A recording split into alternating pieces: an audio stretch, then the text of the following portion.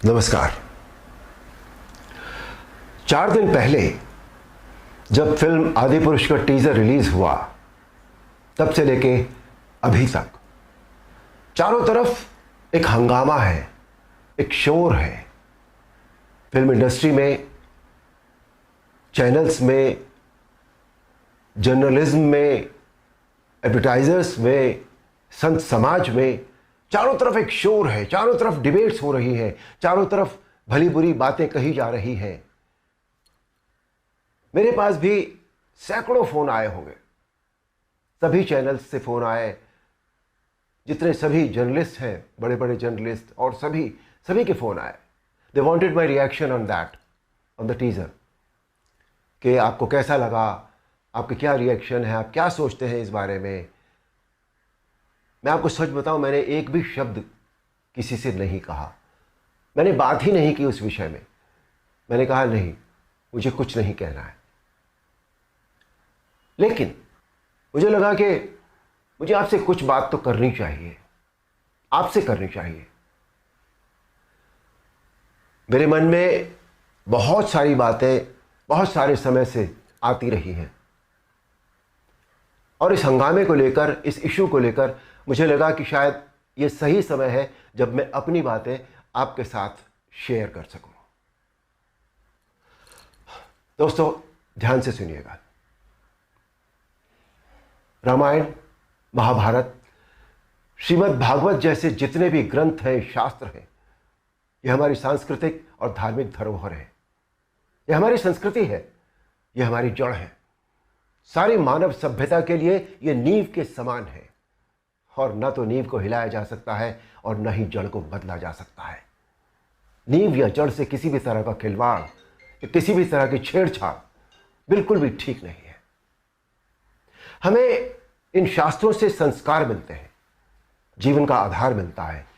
ये धरोहर ही हमें जीने की कला सिखाती है। हमारी संस्कृति विश्व की सबसे प्राचीन संस्कृति है। हमारी हर पीढ़ी इसे युगों युगों से आत्मसात करती आ रही है, जिसका सबसे बड़ा एग्जाम्पल है 2.5 साल पहले जब कोरोना आया था, तो कोरोना ने लोगों की धार्मिक भावनाओं को तब से लेकर आज तक और भी प्रबल कर दिया है। हमारी धार्मिक परंपराओं और मान्यताओं को और अधिक पुष्ट किया है इस महामारी ने। टीवी पर जब धारावाहिक रामायण प्रसारित हुई थी कोरोना के दौरान, तो रामायण ने एक विश्व रिकॉर्ड बनाया। आप सब जानते हैं, हम सब जानते हैं, ये एक बहुत बड़ा संकेत है हमारी मान्यताओं और परंपराओं की प्रामाणिकता का। इस बार यानी 2020 में रामायण आज की युवा पीढ़ी ने भी देखी, और 35 साल पहले बनी रामायण को पूरी श्रद्धा और आस्था से देखा, समझा और आत्मसात किया। आज जो बेहिसाब लोग मुझसे मिलते हैं, उनमें सबसे ज्यादा संख्या टीनेजर्स की होती है।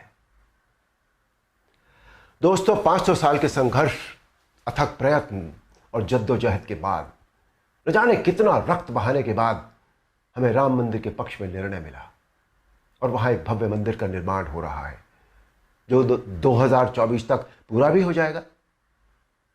अप्रिशिएट करने वाली बात यह है कि मंदिर को भव्यता देने के साथ साथ उसकी आत्मा और मौलिकता को ज्यों का त्यों रखकर यह मंदिर बन रहा है। हमें अपनी सभी सांस्कृतिक और धार्मिक धरोहरों और मान्यताओं को जैसी वो हैं वैसी ही बनाए रखना चाहिए। उनमें किसी भी तरह के बदलाव की न तो जरूरत है, न करना चाहिए, और न ही किसी और को करने देना चाहिए। भला कोई अपनी नींव हिलाता है क्या? कोई अपनी जड़ें बदलता है क्या?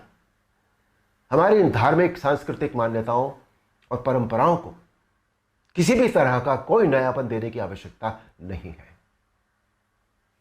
देखिए, मेरा प्रयास और कर्म तो यही है कि मैं इस जनरेशन को और अगली पीढ़ी को भी वही सिखाऊं, वही बताऊं, वही दिखाऊं जो वास्तव में सत्य है, शाश्वत है और सनातन है। एक बात और सोचने वाली है, किसी और धर्म की परंपरा या मान्यता में जब किसी भी प्रकार का बदलाव या नयापन नहीं किया जाता, तो हमारी सनातन धर्म की मान्यताओं परंपराओं के साथ छेड़छाड़ आखिर क्यों? आजकल ये चलन सा बनता जा रहा है कि सनातन धर्म का मजाक बनाओ। देवी देवताओं के ऑब्जेक्शनेबल पोस्टर बनाओ, अभद्र भाषा में बोलता हुआ दिखाओ। आखिर किसने अधिकार दे दिया कि कोई हमारी धार्मिक आस्था से छेड़छाड़ करे या हमारी भावनाओं को ठेस पहुंचाए? कुछ फिल्म मेकर्स, कुछ राइटर्स, कुछ पेंटर्स, कुछ एक्टर्स, कुछ एडवर्टाइजर्स को इस बात का विशेष ध्यान रखना चाहिए कि वो क्रिएटिव लिबर्टी के नाम पर धर्म का मजाक न बनाए और न ही किसी की मान्यता या परंपरा को तोड़ मरोड़ कर प्रस्तुत करें। दोस्तों, ये किसी राजनीतिक पार्टी या धर्म के लिए नहीं, बल्कि पूरे देश के लिए एक स्वाभिमान बढ़ाने वाली बात है कि आज हमारे प्रधानमंत्री श्री नरेंद्र मोदी जी के नेतृत्व और कुशल मार्गदर्शन में देश के कोने कोने में सांस्कृतिक, धार्मिक और ऐतिहासिक धरोहरों को पुनः पहचान मिल रही है। स्थान स्थान पर कॉरिडोर बनाए जा रहे हैं जिनसे हमारी इन धरोहरों की रक्षा भी हो रही है, उनका पुनर्निर्माण भी हो रहा है, साथ ही उनकी मौलिकता भी यथावत रखी जा रही है। मोदी जी, ये देश सदैव आपका ऋणी रहेगा।